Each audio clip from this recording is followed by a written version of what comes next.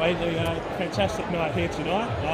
For someone that might not know where we are and what we're doing tonight, tell us about the Test dinner at Adelaide Oval. It's one of the great traditions of the Adelaide Test is to have the pre-dinner, gather the SACA members here and all the dignitaries from both countries. We get privileged access to the teams. Tonight we've had Pat Cummins and Nathan McSweeney, so the Australian captain and the South Australian captain. We've been regaled by stories from Adam Gilchrist and from Harsha Bogle, but it's the whole mood of the Test, the conviviality that is around Adelaide ahead of its Test match is alive and well in this room.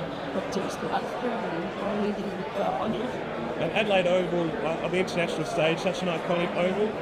You commentate and cover sports all around the world. Where does Adelaide Oval sit for yourself? Adelaide Oval's the most beautiful fields, sporting-wise, in the world. And I don't say that to curry any favour or to flatter. It just is. It's the most beautiful place. The modern construct of a stadium inside a charming cricket ground, the views, the trees, the cathedral. So you protect all the history, but you've got a modern stadium that is fit for 50,000 plus, and it's fit for the major events that do come here. So the Test match is the best on the calendar, and footy here, bar crowds of 75,000 at the MCG, this really is the place to be in Australia. India, Australia, it feels like a colossal rivalry, equal to that of the Ashes. How do you see the rivalry and how it's developed between Australia and India? The rivalry has evolved to the point where it really is the most combative rivalry that there is in cricket. Australia and India in both countries, for the incidents that have happened, for the spectacular cricket that's happened, for the supremacy, the rise of Indian cricket as a political power, as an economic power, as a playing power. It's tested against Australia. And I do think, in a very real way, they play for supremacy, not just on-field supremacy either. And the mood of two countries is absolutely dictated by what takes place on the field. And at its essence, that's what drives rivalry. It's what drives folklore around it, and the storytelling and desire to be there, because that's what Australia and India have. It's been progressing through the past 20 years, and it's as sharp now as it's ever been. We heard a reference tonight to New India from Harsha Bogle, describing India. How do you see this current Indian Test team in the history of India's Well, this Indian side personifies the rise of a country and the change of an attitude. There's no backward steps, there's no deference to established orders. That they are robust, they are in our face, they are on our soil to win. They're cheeky, they're combative, so I admire the way that has grown. For a lot of years it felt like India they could succeed to a point but never quite, be it within a Test match or within a series. They've now made that breakthrough. There's a fortitude to that, there's a mental strength to that.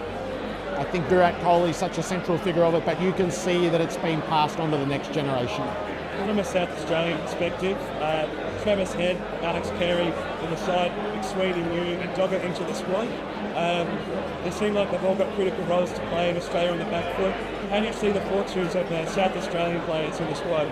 South Australia is now critical to Australia's fortunes, and that hasn't been true for a long time. But Australia's most damaging batter is Travis Head, the long-time wicketkeeper is Alex Carey.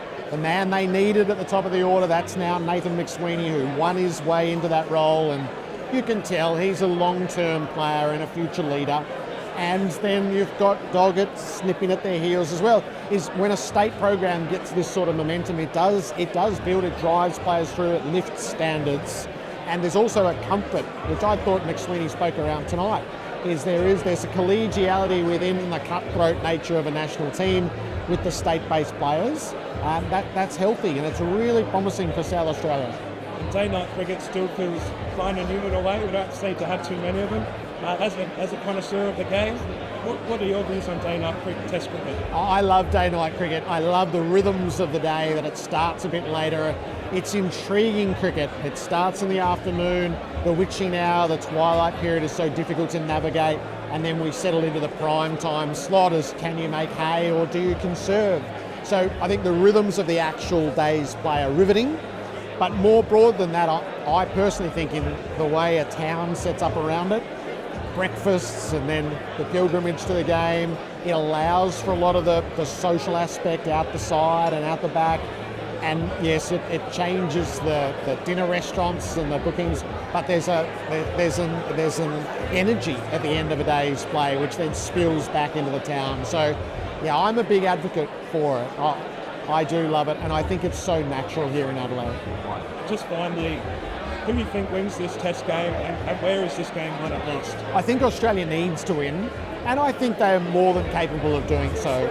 If they were a bit underdone in Perth, the theory is they'd be better for the run, and they'll be a bit sharper in every aspect. They've got a bit to combat, as Virat Kohli is into the series, Jayaswal's laid down a marker, Bumrah is a massive threat. That's all true, but Australia's unbeaten in Adelaide in pink ball cricket, and they have been the threat. They have timed their test matches perfectly here and wrought havoc. So as long as the top order sorts out the capacity to make runs, and that's been the long-term problem, I do think they'll fight back. I think they'll leave Adelaide 1-1, and then I think we've got a hell of a series ahead. Cheers. Mate, thank you so much for your time.